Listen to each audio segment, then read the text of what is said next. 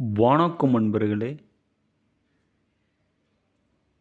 நமக்கு ஒருத்தர் ரொம்ப தொல்லை தராங்க. அவங்கள அந்த வீட்ட விட்டு காலி பண்ண வைக்கணும். அல்லது அந்த நிலத்த விட்டு அவங்கள விரட்டணும். அப்படின்னா, அதுக்கு எப்படி செய்யணும்? அதுக்கு ஒரு முறை சொல்றேன்.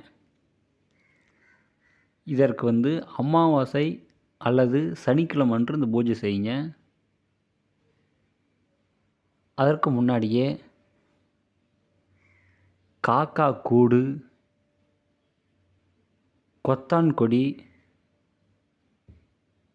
எட்டி மர புல்லுருவி, மயான சாம்பல், மயான எலும்பு